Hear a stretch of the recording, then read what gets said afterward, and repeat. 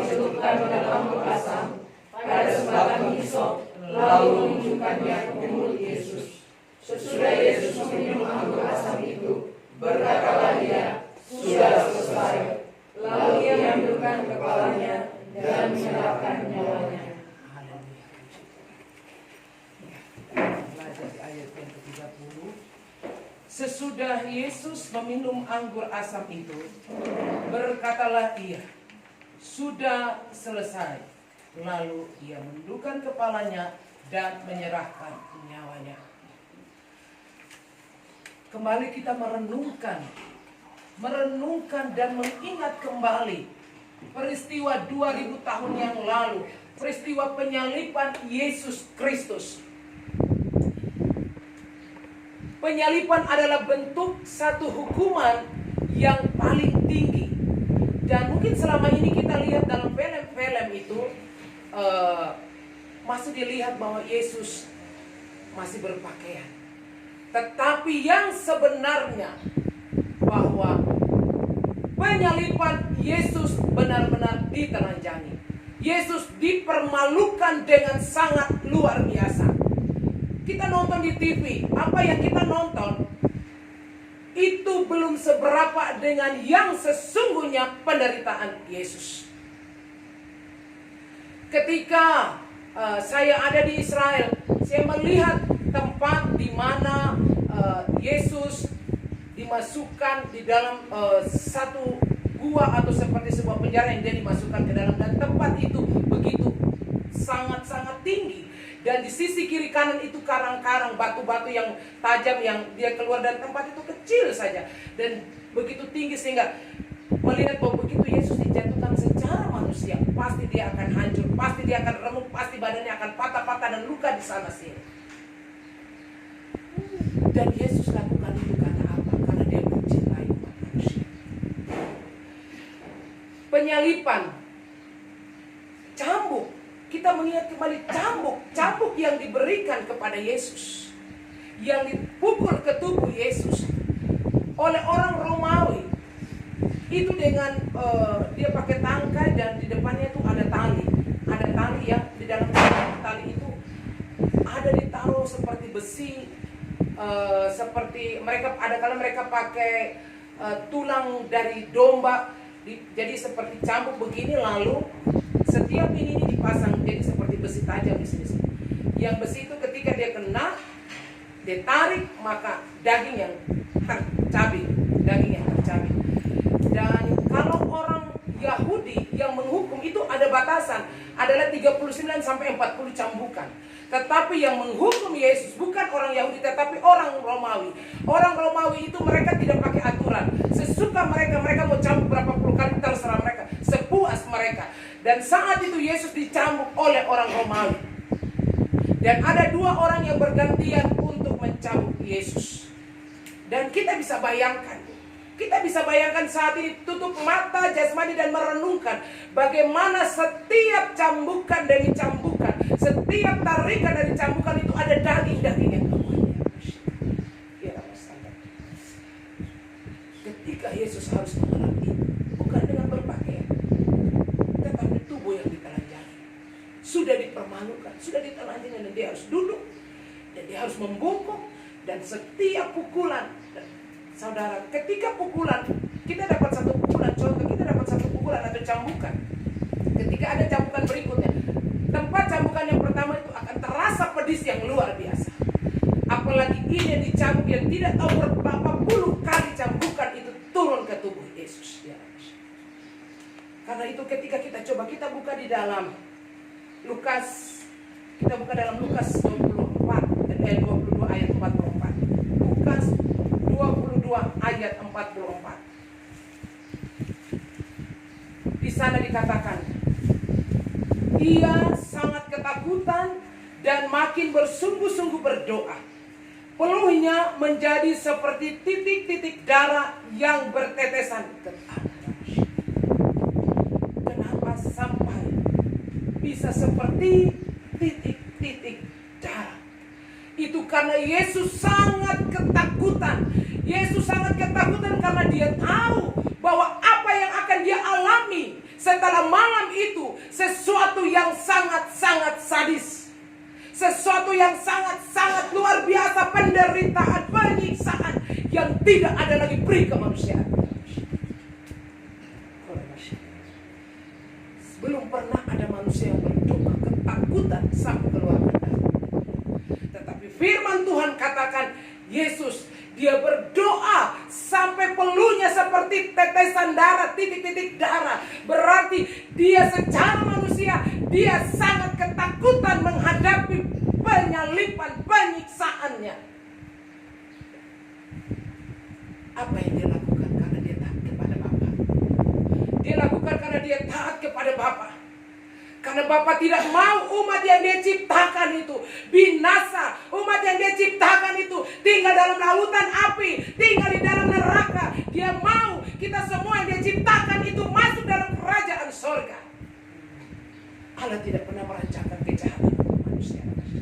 Allah tidak pernah merancangkan kesusahan bagi manusia. Allah tidak pernah merancangkan sakit penyakit bagi manusia. Karena itu Yesus datang. Hari ini umat Tuhan di seluruh penjuru bumi, mereka memperingati akan kematian Yesus. Kita bersyukur kalau kita yang ada di kota Manokwari. Kita bersyukur kalau kita yang ada dalam jemaat Hosana, kita masih bisa berkumpul seperti ini.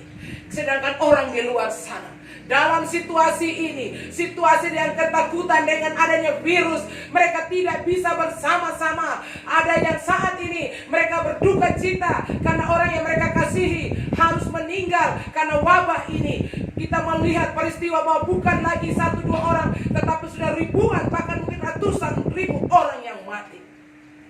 Tapi kalau kita masih ada, itu pertanda bahwa kasih Allah itu masih ada buat saya dan saudara. Berarti mari kesempatan yang ada ini gunakan mencari Tuhan.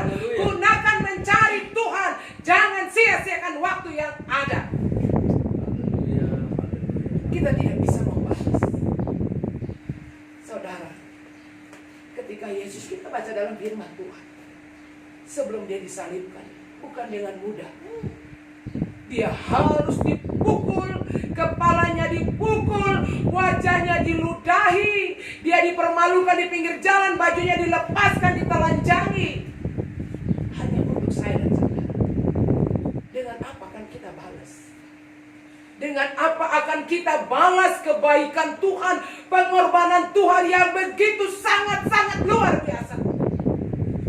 Tuhan Yesus hanya mau berikan hati ini kepada Dia. Tuhan Yesus hanya mau bawa hidup ini kepada Dia. Serahkan hidup ini kepada Dia. Menjadi alatnya Tuhan. Menjadi kepercayaannya Tuhan. Sehingga kita tidak menyia-nyiakan hidup yang ada. Ketika kita masih muda, hidup ini pakai untuk melayani Tuhan. Kita sudah usia lanjut, pakai untuk melayani Tuhan. Ketika masih diberikan nafas, berarti masih ada waktu untuk melayani Tuhan. Bukan hanya melayani berkhotbah, bukan hanya melayani sebagai pemimpin pujian, tetapi lewat apapun yang Tuhan berikan, kita harus lakukan itu dengan setia. Dimanapun kita berada, kita harus menjadi berkat. Yesus tidak minta bahwa kita harus balas kebaikan Tuhan dengan berkorban seperti tidak. Tetapi Dia rela. Dia rela untuk menebus saya dan saudara. Dia rela untuk mati. Dia rela menderita. Darahnya yang bercucuran. Darahnya yang mahal yang hari ini kita akan menikmatinya lewat perjamuan kudus. Kita tidak layak. Kita sebenarnya kita tidak layak. Tetapi karena pengorbanan Yesus. Karena pengorbanan Yesus, sehingga kita dilayakkan pada pagi hari ini untuk menikmati tubuhnya, untuk menikmati darahnya. Allah hanya minta, berikan hidup kita kepada Dia, berikan hati kita hanya untuk Tuhan. Utamakan Tuhan di dalam segala sesuatu. Haleluya, Yesus. Coba kita buka di dalam Yesaya 53 ayat 5. Di sana dikatakan, tetapi Dia tertikam oleh karena pemberontakan kita. Dia diremukkan oleh karena kejahatan kita. Ganjaran yang mendatangkan keselamatan bagi kita ditimpakan kepadanya, dan oleh bilur-bilurnya kita menjadi sembuh. Berarti daripada hidup kita. Pengorbanan Yesus sudah menghapus sakit penyakit dari hidup kita. Berarti kita tidak perlu takut dengan situasi yang ada. Kita tidak perlu takut dengan berita-berita yang ada. Tetapi kita percaya bahwa hidup kita sudah ditebus dengan darah yang mahal, darah yang berkuasa, darah yang penuh mujizat, darah yang luar biasa, yaitu darah Yesus Kristus. Kita kemanapun tidak perlu takut. Apa yang kita lakukan dalam aktivitas kita tidak perlu takut. Karena kita tahu ada darah Yesus dalam hidup ini. Ada darah Yesus dalam hidup ini. Kembali ke ayat pokok kita tadi. Sesudah Yesus meminum anggur asam itu, berkatalah ia sudah selesai. Berarti saya dan saudara sudah ditebus dan harganya telah lunas, sudah selesai. Berarti tidak ada lagi keraguan dalam hidup ini, tidak ada lagi kekhawatiran dalam hidup ini, tidak ada lagi kebimbangan dalam hidup ini. Karena Allah katakan, Yesus katakan sudah selesai, sudah selesai. Berarti semua keadaan dunia ini Yesus yang menanggungnya. Semua situasi ini Yesus sanggup untuk menyelesaikannya. Semua situasi ini Yesus sanggup memberikan kemenangan, memberikan mujizat. Sudah selesai. Berarti tidak ada lagi dosa, tidak ada lagi kutuk, tidak ada lagi sakit penyakit. Yang ada hanya memuliakan Tuhan. Yang ada hanya setia kepada Tuhan. Yang ada hanya selalu bergaul karib dengan Allah di sorga. Saudara dikasihi Tuhan Yesus Kristus, kita bersyukur kalau hari ini dalam situasi yang mana kita masih belum diizinkan untuk bersama-sama di dalam rumah Tuhan. Itu bukan karena keinginan pemerintah, tetapi saya percaya ada maksud dan rencana Tuhan dalam hidup keluarga Kristen. Supaya apa? Kita membangun kembali hubungan pribadi kita dengan Tuhan. Supaya kita tidak bergantung kepada hamba Tuhan, kita tidak bergantung kepada gembala, kita tidak bergantung kepada pendeta, kita tidak bergantung kepada majelis, tapi kita diajar untuk bergantung sepenuhnya kepada Tuhan. Gereja yang sebenarnya adalah tubuh kita. Ini hanya gereja sebagai bangunan, tetapi yang sebenarnya yang Allah katakan tentang gereja adalah hidup kita manusia. Karena di dalam hidup kita dikatakan bahwa adalah bait Allah, tempat roh Allah tinggal di dalamnya. Berarti pemerintah ketika mereka mengeluarkan surat himbauan untuk kita ada di rumah, Allah mau untuk kita kembali membangun hubungan kita di dalam keluarga kita, membangun keluarga kita untuk lebih setia kepada Tuhan. Karena satu saat ketika Yesus datang kembali, Yesus tidak datang dalam gereja secara bangunan, secara fisik, tapi Yesus akan datang kepada gereja pribadi lepas pribadi manusia. Dan di sini saya mau katakan bahwa peristiwa ini, peristiwa kematian ini akan memberikan kita kekuatan. Peristiwa kematian ini memberikan kita pengharapan bahwa kita sudah ditebus dengan darah yang mahal. Berarti kerajaan Allah, kerajaan sorga telah Allah siapkan bagi anak-anak Tuhan yang setia dan percaya kepada Dia. Kita akan mengalami masa yang sulit ke depan. Peristiwa yang terjadi hari ini tentang virus corona ini, kalau kita kembali belajar dalam kitab Wahyu bahwa ini adalah tanda-tanda akhir zaman. Berarti kita tidak bisa lagi main-main dengan pengiran kepada Tuhan. Kita tidak bisa lagi santai-santai untuk berdoa kepada Tuhan. Tetapi kita harus setiap saat berjaga-jaga dan berdoa supaya kita kuat, supaya kita mampu ketika saat itu tiba. Situasi yang ada ini, ketika kita tidak setia kepada Tuhan, kita akan lemah. Ketika kita tidak pernah membangun hubungan dengan Tuhan, kita akan lemah. Kita akan ketakutan. Dalam rumah, kita akan ketakutan. Sehingga orang yang mati bukan karena virus, tetapi mati karena ketakutan. Tetapi orang yang percaya kepada Tuhan, bahwa dia sudah ditebus dengan darah yang mahal, dan hari ini kita memperingati kematian Yesus, maka dia tidak akan pernah khawatir dalam hidupnya. Dia tidak takut akan suaminya, dia tidak takut akan istrinya, dia tidak takut akan anak-anaknya, cucu-cucunya, orang tuanya, karena dia tahu bahwa lewat peristiwa kematian, bahwa kami semua sudah ditebus dengan darah yang mahal. Berarti dalam hidup kami ada pembelaan Tuhan, ada perlindungan Tuhan, ada kuasa Tuhan. Tuhan hanya mau setia kepada Dia. Kita masing-masing akan mempertanggungjawabkan hidup kita. Kita tidak bisa tergantung kepada suami, kepada istri, kepada anak-anak, kepada orang tua, kepada siapa-siapa. Tapi pribadi kita masing-masing bertanggung jawab kepada Yesus Kristus. Waktu ini bukan mau menakutkan, tetapi waktu ini Dia akan terus menuju kepada masa kesusahan besar. Waktu ini Dia akan terus menuju kepada masa kelaparan. Dan waktu ini Dia akan terus menuju kepada kedatangan Antikris yang akan menguasai dunia ini. Hari ini Antikris sudah ada, tetapi dia belum bergerak. Tetapi tanda pergerakannya sudah dimulai. Situasi yang terjadi ini Allah mengizinkan, tetapi yang sebenarnya adalah pekerjaan setan untuk menghancurkan umat manusia. Karena itu mari setia. Ketika kita diberikan kesempatan untuk tinggal di dalam rumah, bukan berarti kita hanya tinggal, bukan berarti kita hanya duduk nonton TV, bukan berarti kita hanya duduk senang-senang, tidak.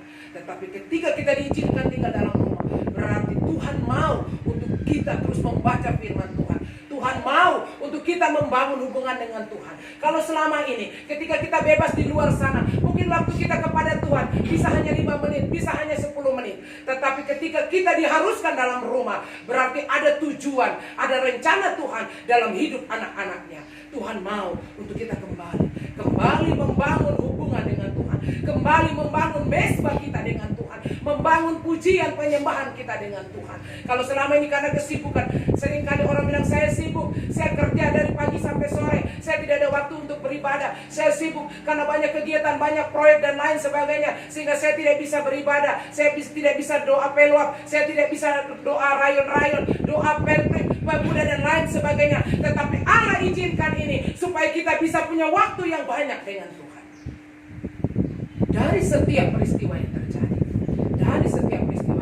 firman Tuhan di dalam Roma bilang, Allah turut bekerja di dalam segala sesuatu untuk mendatangkan kebaikan bagi orang-orang yang mengasihi Dia. Berarti peristiwa ini kita tidak perlu bersungut, peristiwa ini kita tidak perlu berprotes, kita tidak perlu tanya Tuhan kenapa ini, Tuhan kenapa ini. Tetapi peristiwa ini mengajar kita untuk terus menaikkan syukur kepada Tuhan, karena kita tahu kita sedang dibentuk oleh Tuhan, kita sedang diuji oleh Tuhan. Sampai di mana iman kita saat ini? Apakah iman kita masih kanak-kanak, atau iman kita sudah naik level menjadi dewasa di dalam Kristus Yesus?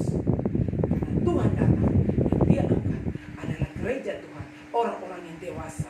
Dia akan angkat, bukan anak-anak kecil. Anak-anak kecil bukan berarti anak-anak yang tidak, tetapi bukan orang-orang yang sudah dewasa, tetapi imannya seperti anak-anak kecil.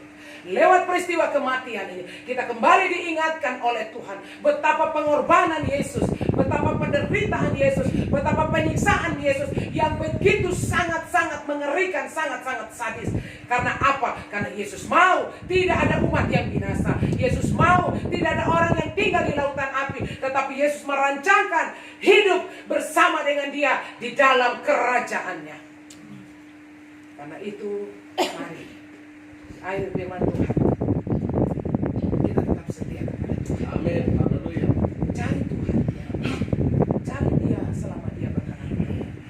Dia sudah berkorban, Dia rela mati, Dia rela dicambuk, Dia rela ditelanjangi, Dia rela diludahi, Dia rela dipukul, ditolak, dihina. Dia rela. Dia anak Allah. Kalau Dia bisa katakan bahwa Dia bisa membela, Dia bisa suruh malaikat membela Dia, tetapi Dia tidak pernah membela Dia. Banyak kali kita ketika ada persoalan, kita mau selalu membela diri. Tapi hari ini kita belajar dari kematian Yesus. Ketika kita menghadapi situasi apapun, jangan pernah memberontak, jangan pernah memprotes, tapi kita belajar untuk mengucap syukur. Yesus yang anak Allah, yang sebenarnya Dia bisa protes, yang sebenarnya Dia bisa katakan bahwa saya tidak lakukan apa-apa, tapi Dia menerima karena Dia mengasihi saya dan saudara. Dan pada pagi hari ini, mari, firman Tuhan ini terbatas, tapi kita kita percaya Allah Roh Kudus Dia akan menerangkan lebih lagi kepada kita, supaya di hari-hari ini, di waktu-waktu terakhir ini, kita mau setia. Jangan pernah takut. Yesus sangat mencintai saya dan saudara. Setiap saat Dia menunggu kita. Setiap saat Yesus menunggu. Kapan kita kembali kepada Dia? Kalau kita sudah melangkah jauh, kalau kita sudah lagi tidak ada hubungan yang manis dengan Dia, kembali kepada Dia. Hari ini kita akan menikmati perjamuan kudus. Hari ini kita akan menikmati tubuh dan darahnya. Kita percaya sungguh bahwa dari tubuh dan darahnya ada kuasa, ada mujizat, ada pemulihan dalam rumah tangga kita, pribadi kita, keluarga kita, saudara-saudara kita. Dan lewat perjamuan ini Tuhan katakan sudah selesai.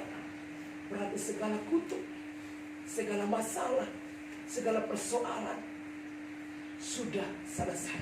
Ketika Dia mati, Dia tergantung di atas kayu salib dengan tangannya yang terbuka, pertanda bahwa Dia mengasihi saya dan saudara. Darahnya yang menetes, darahnya yang mengalir, itu karena saya dan saudara. Dia tidak minta emas perak, Dia tidak minta jabatan, Dia tidak minta apapun. Yesus hanya mau hidup kita. Yesus hanya mau hidup saya dan saudara hari-hari. Dalam situasi apapun, mari tetap cari Tuhan dan berharap kepada Tuhan. Haleluya, haleluya. Kita akan pujian di remnya karya terbesar. Dan waktu selanjutnya saya serahkan kepada Bapak Gembala